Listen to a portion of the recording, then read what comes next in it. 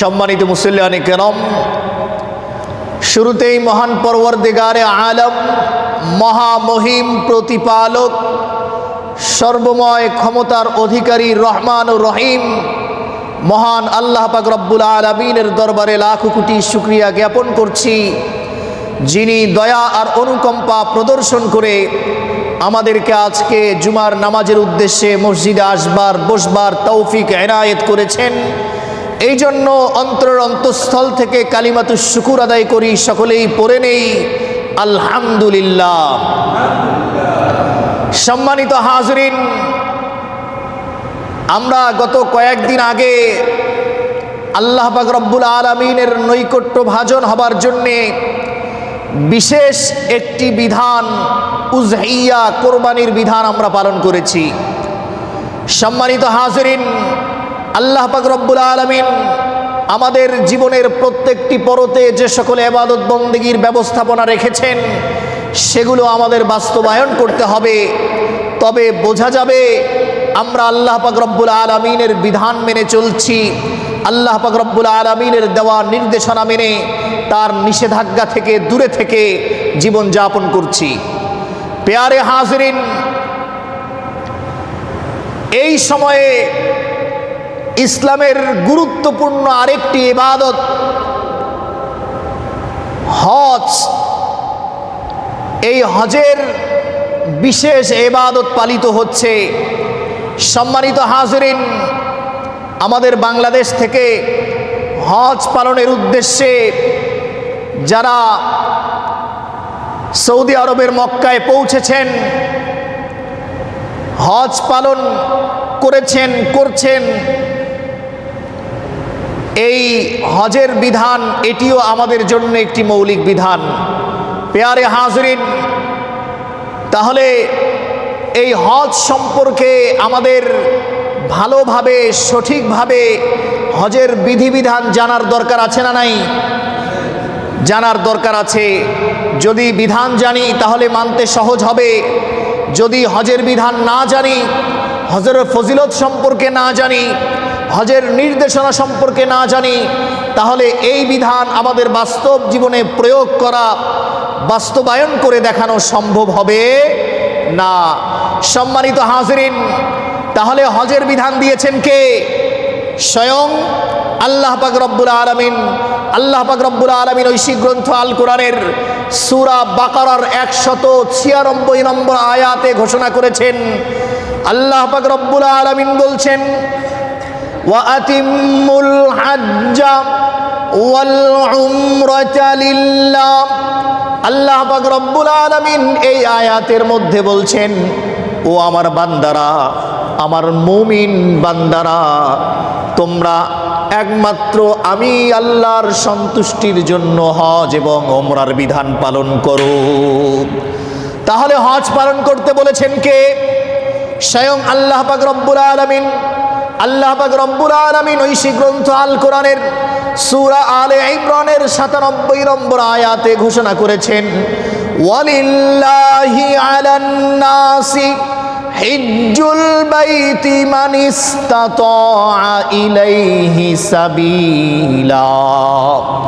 আল্লাহ পাক রব্বুল আলামিন বলছেন যে আমি আল্লাহর সন্তুষ্টির জন্যে ওই ব্যক্তিদের উপরে হজের বিধান ফরজ করা হয়েছে যাদের বাইতুল্লাহর সফরের সামর্থ্য রয়েছে।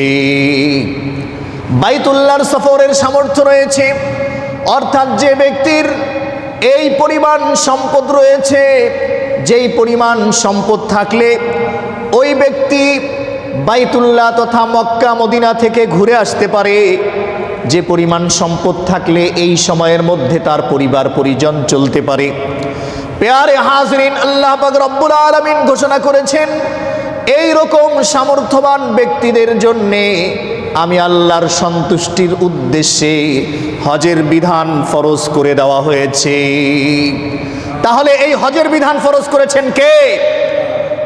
আল্লাহ পাক রব্বুল আলামিন হজের বিধান ফরজ করেছেন এবং সামর্থ্যের কথা ঘোষণা করেছেন। একজন ব্যক্তির মধ্যে যদি 5টি শর্ত পাওয়া যায় তাহলে ওই ব্যক্তির উপরে হজ ব্রত পালন করা ফরজ হয়ে যায়। সম্মানিত হাজরিন, কয়টা শর্ত থাকতে হবে? 5টা শর্ত থাকতে হবে। এর মধ্যে 1 নম্বর শর্ত হচ্ছে ওই ব্যক্তি মুসলমান হতে হবে। 2 নম্বর শর্ত, ওই ব্যক্তি প্রাপ্ত বয়স্ক হতে হবে। 3 নম্বর শর্ত, ওই ব্যক্তির বিবেক সম্পন্ন হতে হবে। সুতরাং নাবালেগের উপরে, অপ্রাপ্ত বয়স্কের উপরে এবং যে ব্যক্তি পাগল ওই ব্যক্তির উপরে হজের বিধান ফরজ নয়। সম্মানিত হাজরিন, 4 নম্বর শর্ত হচ্ছে স্বাধীন হতে হবে। এর অর্থ হলো কৃতদাস হলে তার উপরে হজের বিধান ফরজ হবে না। কৃতদাস প্রথা কি এখনো আছে? এখন নেই। ইসলাম কৃতদাস প্রথাকে, দাস দাসীর প্রথাকে পুরো বিশ্ব থেকে নিশ্চিহ্ন করে দিয়েছে। ইসলাম পূর্ব যুগে কৃতদাস, কৃতদাসী, দাস দাসীর প্রথার প্রচলন হয়েছিল। ইসলাম আসার পরে আস্তে আস্তে দাস দাসীর প্রথাকে দুনিয়া থেকে নিশ্চিহ্ন করে দিয়েছে।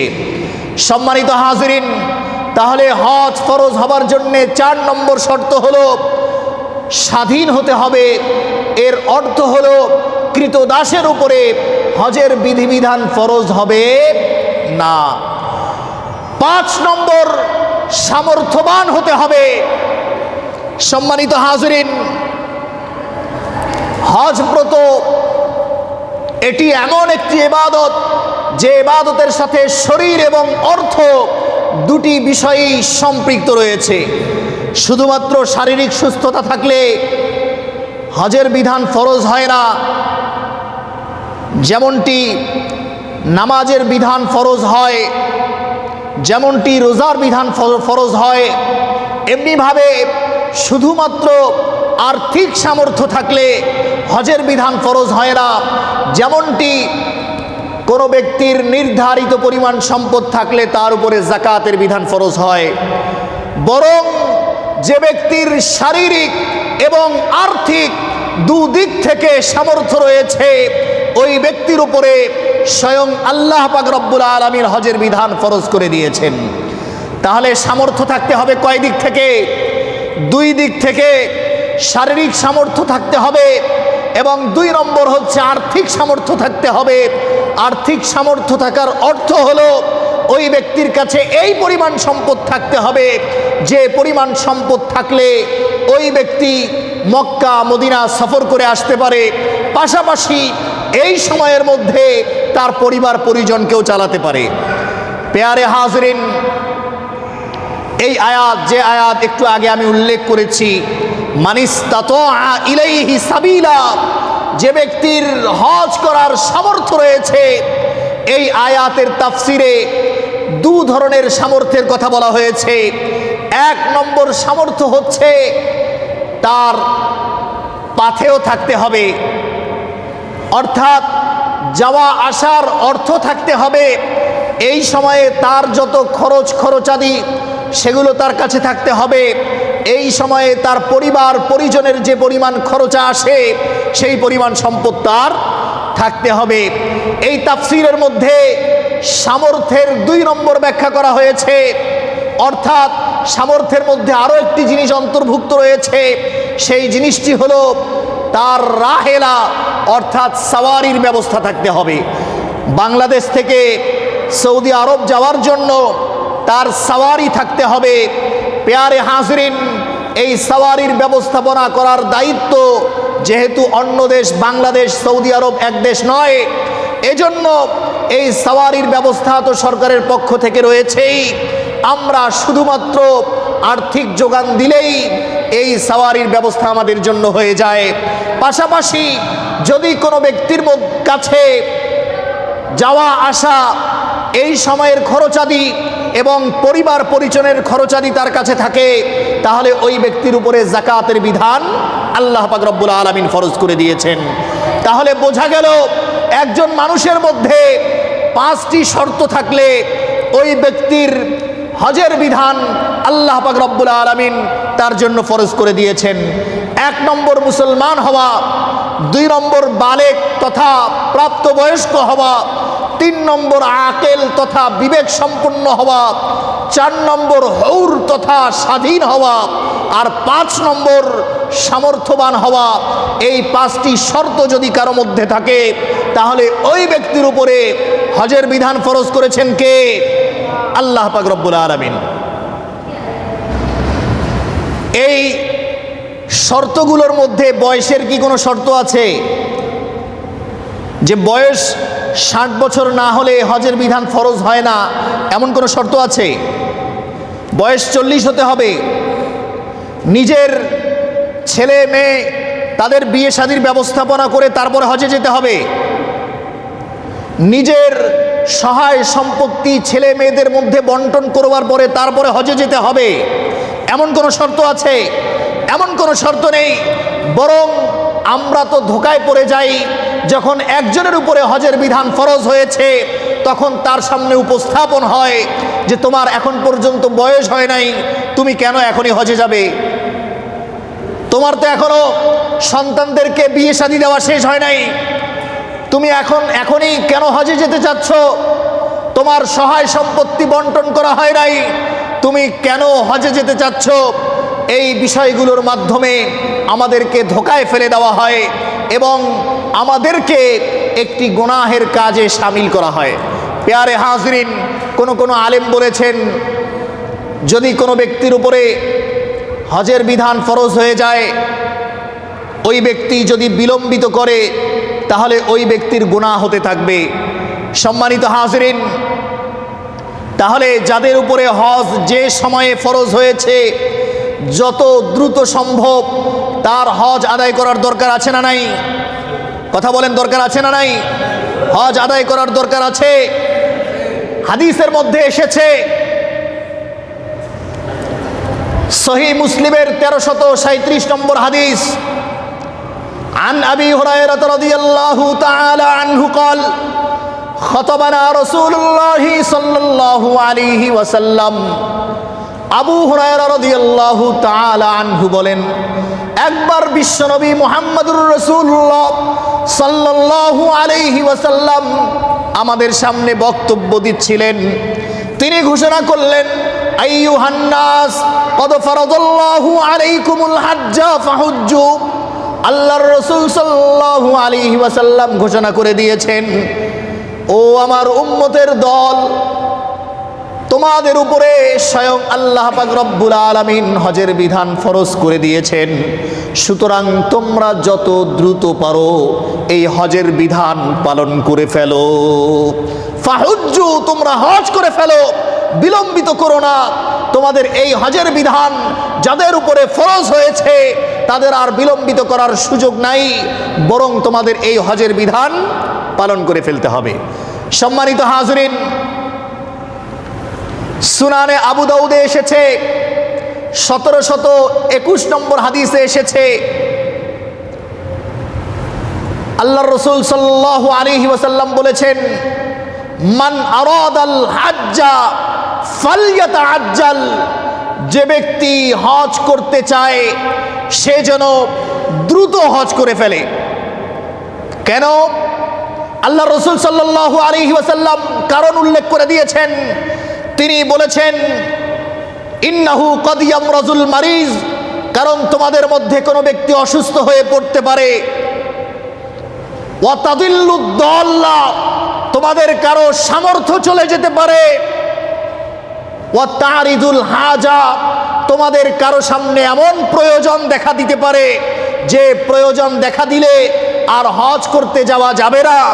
এই জন্য যারা হজ করতে চাও, যাদের উপরে হজের বিধান ফরজ হয়েছে তাদের আর বিলম্বিত করা যাবে না, বরং যত দ্রুত সম্ভব এই হজের বিধান পালন করতে হবে। সম্মানিত হাজরিন, আল্লাহর রাসূল সাল্লাল্লাহু আলাইহি ওয়াসাল্লাম বলছেন হজ তাড়াতাড়ি পালন করতে হবে। আপনাকে যদি কেউ বোঝায় যে আপনার বয়স না হলে হজ করার দরকার নাই, আপনার ছেলে মেয়েদেরকে বিয়ে না দিলে হজ করার দরকার নাই, আপনার সন্তান সন্ততিদেরকে সম্পদ বন্টন করে না দিলে হজ করার দরকার নাই, আল্লাহর রসুল সাল্লাল্লাহু আলাইহি ওয়াসাল্লাম এক কথা বলেন, এই জাতীয় কথা যদি আর কেউ বলে তাহলে রসুলের সাথে এই কথার সাংঘর্ষিক হবে কিনা? কথা বলেন, সাংঘর্ষিক হবে কিনা? তাহলে বোঝা যায় রসুলের পথের বিপরীতে যেহেতু শয়তানের পথ, যদিও এই কথাগুলো আপাত দৃষ্টিতে কখনো কখনো যৌক্তিক মনে হতে পারে, কিন্তু প্রকৃত অর্থে আপনাকে হজ করার ক্ষেত্রে বিলম্বিত করার যে পরামর্শ দেয়, এই পরামর্শ শয়তানি পরামর্শ ছাড়া অন্য কিছু হতে পারে না। সম্মানিত হাজিরিন, এই হজের বিধান পালন করতে হবে যত দ্রুত সম্ভব পারা যায় তত দ্রুতই। সহিহ ইবনে হিব্বানের 3695 নম্বর হাদিসে এসেছে, আবু সাঈদ খুদরি রাদিয়াল্লাহু তাআলা আনহু হাদিস বর্ণনা করেছেন। তিনি বলছেন, আল্লাহর রাসূল সাল্লাল্লাহু আলাইহি ওয়াসাল্লাম একটি হাদিসে কুদসি বর্ণনা করেছেন। এই হাদিসের মধ্যে আল্লাহ পাক রব্বুল আলামিন বলেন, ইন্না আবাদান সাহাহতু লাহু জিসমাহু, আমার কোন বান্দা যার আমি শারীরিক সুস্থতা দিয়েছি, ওয়া ওয়াসসাতু আলাইহি ফিল মাঈশা, এবং তাকে আর্থিক সামর্থ্য দিয়েছি, ফাইন্নাহু তামজি খামসাতু আওয়াম, 5 বছর অতিক্রান্ত হয়ে যায়, আমার ওই বান্দা লা ইয়াফিদু ইলাইয়া, আমার কাছে সে আসে না, বাইতুল্লাহর হজ সে করে না। সামর্থ্যবান হওয়ার পরে 5 বছর অতিক্রান্ত হয়েছে, এরপরও ওই ব্যক্তি হজের বিধান পালন করে না। আল্লাহ পাক রব্বুল আলামিন এই হাদিসের মধ্যে এসেছে, হাদিসে কুদসি, এই হাদিসের মধ্যে আল্লাহ পাক রব্বুল আলামিন ওই ব্যক্তির ব্যাপারে ঘোষণা করেছেন লা মাহরুম, ওই ব্যক্তি বঞ্চিত, ওই ব্যক্তি হতভাগ্য, ওই ব্যক্তি পোড়া কপালী। সম্মানিত হাজিরিন, তাহলে হজের বিধান যাদের উপরে ফরজ হয়েছে, যে সময়ে ফরজ হয়েছে ওই সময়ে তো আদায় করার দরকার নাই, বয়স 60 বছর হওয়ার আগে। কথা বলেন, বয়স 60 বছর হওয়ার আগে আদায় করার দরকার নাই, এই কথা সঠিক? সঠিক এই কথা? এই কথা সঠিক নয়। আপনার সন্তান সন্ততিদেরকে বিয়ে দেননি, হজ করার দরকার নাই, এ কথা সঠিক? এ কথা সঠিক নয়। আপনার সম্পদ আপনার সন্তানদের মধ্যে বন্টন করেননি, আপনার হজ করতে হবে না এই মুহূর্তে, আগে বন্টন করেন তারপরে হজ করতে যান, এই বক্তব্য সঠিক? এই বক্তব্য সঠিক নয়। বরং আল্লাহর রাসূল সাল্লাল্লাহু আলাইহি ওয়াসাল্লাম যে হাদিস আমি একটু আগেই উল্লেখ করেছি, এই হাদিসের মধ্যে বলেছেন, যে ব্যক্তির হজের ইচ্ছা রয়েছে, সামর্থ্য রয়েছে, যে ব্যক্তির উপরে হজের বিধান ফরজ হয়েছে, ওই ব্যক্তি যত দ্রুত সম্ভব সে যেন হজ করে ফেলে, কারণ সে তো অসুস্থ হয়ে পড়তে পারে। কেউ যদি প্যারালাইজড হয়ে যায় তারপরে কি সে হজ করতে পারবে? কারো যদি আর্থিক সামর্থ্য চলে যায়, সে সম্পদশালী ছিল কিন্তু তার পরিবারের এক সদস্য এমন রোগে আক্রান্ত হয়েছে, ট্রিটমেন্ট করতে করতে তার সহায় সম্পত্তি জিরো হয়ে গেছে, তার কোনো সম্পত্তি নেই এখন, সে বরং মানুষের কাছে সহযোগিতা নিয়ে জীবন যাপন করে, তাহলে ওই ব্যক্তির আর হজে যাওয়ার সুযোগ আছে? সে কি হজে যেতে পারবে? যদি এমন কোনো প্রয়োজন দেখা দেয় যে প্রয়োজনের কারণে আর সে কখনো মক্কা মদিনার সফর করতে পারছে না, তাহলে ওই ব্যক্তি কি এর পরে গিয়ে হজ করতে পারবে? কথা বলেন, পারবে? পারবে না। এজন্যই রাসূল সাল্লাল্লাহু আলাইহি ওয়াসাল্লাম পরামর্শ দিয়েছেন, ও আমার উম্মতেরা, তোমাদের যাদের উপরে হজের বিধান ফরজ হয়েছে তোমরা খুব দ্রুতই হজ করে ফেলো, হজের বিধানকে তোমরা বিলম্বিত করো না। আর ওই হাদিসে কুদসির মধ্যে কি এসেছে? আল্লাহ পাক রব্বুল আলামিন বলেছেন, আমি শারীরিক সুস্থতা দিয়েছি, আমি আর্থিক সক্ষমতা দিয়েছি, 5 বছর অতিক্রান্ত হয়েছে, সে আমার কাছে আসে না আমার বান্দা। আপনাকে আমাকে শারীরিকভাবে সুস্থ রেখেছেন কে? আপনি যে আয় রোজগার করেন, এই আয় রোজগারের ব্যবস্থা করে দিয়েছেন কে? কথা বলতে হবে, কে ব্যবস্থা করে দিয়েছে? আল্লাহ পাক রব্বুল আলামিন ব্যবস্থা করে দিয়েছেন। তিনি শারীরিক সুস্থতা দিয়েছেন, তিনি আর্থিক সক্ষমতা দিয়েছেন। এরপরে আল্লাহ পাক রব্বুল আলামিন বলছেন, আমার বান্দা এরপরও আমার কাছে আসে না, এরপরও সে হজ করে না। না করতে না করতে 5 বছর অতিক্রান্ত হয়ে যায়।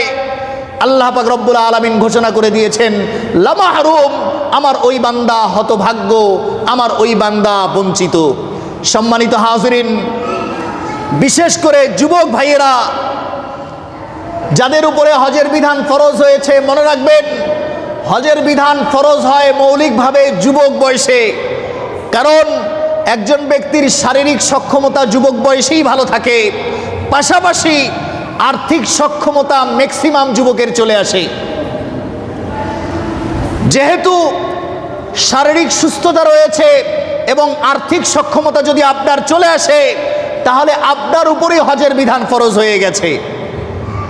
আপনি যেরকম নামাজের বিধান ফরজ হলে নামাজ আদায় করে ফেলেন, যেমন আপনার উপরে রোজা ফরজ হলে রোজা পালন করেন, যাকাতের বিধান ফরজ হলে যাকাত প্রদান করেন, এমনিভাবে আপনার উপরে যখন হজের বিধান ফরজ হয়ে গেছে, বিলম্বিত না করে আপনারও দায়িত্ব হলো, আপনারও কর্তব্য হলো আল্লাহ পাক রব্বুল আলামিনের ঘরে হাজিরা দেবার জন্যে, আল্লাহ পাক রব্বুল আলামিনকে সন্তুষ্ট করবার জন্যে, আল্লাহ পাক রব্বুল আলামিনের নির্দেশনা মানবার জন্যে এখনই এই মুহূর্তেই আপনার নিয়ত করে ফেলা উচিত যে আমি যেহেতু আর্থিক এবং শারীরিকভাবে সামর্থ্যবান, আমার সক্ষমতা রয়েছে, এজন্য আমি হজ পালন করে ফেলতে চাই, আমি আর বিলম্বিত করতে চাই না। সম্মানিত হাজিরিন, আমাদের মধ্যে যারা যুবক আছেন তাদের অনেকের উপরে হজের বিধান ফরজ হয়ে গেছে। আমাদের যুবকদেরকে এই নিয়ত করা যায় যে ইনশাআল্লাহ যত দ্রুত সম্ভব আমরা হজ পালন করে ফেলবো। নিয়ত করা যায় ইনশাআল্লাহ। আমি একটু যুবক ভাইদের হাত দেখতে চাই, যুবক ভাইদের হাত দেখতে চাই। যুবক ভাইরা ইনশাআল্লাহ দেখি, নিয়ত করি ইনশাআল্লাহ। যাদের শারীরিক সক্ষমতা রয়েছে এবং আল্লাহ পাক রব্বুল আলামিন যাদেরকে আর্থিক সক্ষমতা দিয়েছেন, ওই ব্যক্তির আর বিলম্বিত করা যাবে না, বরং যত দ্রুত সম্ভব হজ পালন করে ফেলতে হবে, যত দ্রুত সম্ভব আল্লাহ পাক রব্বুল আলামিনের দরবারে হাজিরা দিতে হবে। এজন্য আসুন, বিশেষ করে যুবক ভাইয়েরা, এছাড়া আরও যাদের উপরে হজের বিধান ফরজ হয়েছে কিন্তু হজ পালন করতে পারি নাই, এখনই নিয়ত করে ফেলি ইনশাআল্লাহ যত দ্রুত সম্ভব হজের বিধান পালন করব। আল্লাহ পাক রব্বুল আলামিন আমাদের সকলকে তৌফিক দান করুক, সকলেই বলি আমিন। সম্মানিত হাজিরিন, একটি দুঃখজনক সংবাদ হচ্ছে, পুরো বাংলাদেশে রাসেলস ভাইপার নামের এক সাপ প্রায় অনেক জেলায়, 27টি জেলায় ছড়িয়ে পড়েছে। অত্যন্ত বিষাক্ত সাপ, যে সাপের অ্যান্টিভেনম এখন পর্যন্ত খুঁজে পাওয়া যায়নি। সহযোগী মেডিসিন প্রয়োগ করে কিছুটা আশা করা যাচ্ছে যে হয়তো একজন ব্যক্তিকে ওই সাপ কামড় দিলে যদি ওই সহযোগী ওষুধ প্রয়োগ করা হয় তাহলে হয়তো সে বেঁচে যাবে। কিন্তু যেহেতু সরাসরি এটার কোনো মেডিসিন আসেনি, এটার কোনো অ্যান্টিভেনম আসেনি, এই কারণে একজন ব্যক্তিকে এই সাপে কামড় দিলে সমূহ সম্ভাবনা যে ওই ব্যক্তিকে আর বাঁচানো যাবে না। রাসেলস ভাইপার চন্দ্রবোরা, এই সাপটি দেখতে কিছুটা গায়ের রং অজগর সাপের মতো। নতুন করে বিশেষ করে যে জেলাগুলোতে নদী বা বড় ছোট নদী রয়েছে, সেই নদীর আশপাশ জায়গাগুলোতে বেশি ছড়িয়ে পড়েছে। পাশাপাশি দেখা যাচ্ছে আমাদের নীলফামারী জেলায়, নতুন করে নয় বরং এর আগেই নীলফামারী জেলায়ও এই সাপের উপদ্রব দেখা গিয়েছে। এই জন্য আমাদের সতর্ক থাকতে হবে, যথাসম্ভব জঙ্গল বা এ জাতীয় জায়গা এড়িয়ে চলতে হবে, ময়লা আবর্জনা পরিষ্কার রাখতে হবে, কোনোভাবে যাতে এই সাপের উপদ্রব আমাদের খুব কাছাকাছি চলে না আসে আমাদের সতর্ক থাকতে হবে। ভয়ের কথা হচ্ছে এই সাপ একসাথে বাচ্চা জন্ম দিতে পারে 80টি। কয়টি বাচ্চা জন্ম দিতে পারে চিন্তা করতে পারেন? এক সাপ যদি 80টা সাপ জন্ম দেয়, তাহলে এক সাপ থেকে যদি 80টা সাপ হয়ে যায়, তাহলে এই খবর নিশ্চয়ই আতঙ্কের খবর, এই খবর নিশ্চয়ই ভীতির খবর। এজন্য আমাদের সতর্ক থাকতে হবে, যথাসম্ভব আমরা সচেতন থাকার চেষ্টা করব। বিশেষ করে এই দিনগুলোতে, যে সময়গুলোতে বৃষ্টি হয়, এই সময়গুলোতে তারা শুকনো জায়গায় বেশি চলে আসে। এজন্য এই বিষয়টি ইনশাআল্লাহ আমরা খেয়াল রাখার চেষ্টা করব এবং পাশাপাশি সকাল বিকাল আমরা বিভিন্ন দোয়া দরুদের আমল করব। আল্লাহ পাক রব্বুল আলামিনের দেওয়া বিধানের মধ্যে থাকার চেষ্টা করব। আল্লাহ পাক রব্বুল আলামিন এ জাতীয় আরও যত বিপদ আপদ রয়েছে সেগুলো থেকে আমাদেরকে হেফাজত করুক। সকলেই বলি আমিন। ওয়া আখিরু দাওয়ানা আনিল হামদুলিল্লাহি রাব্বিল আলামিন।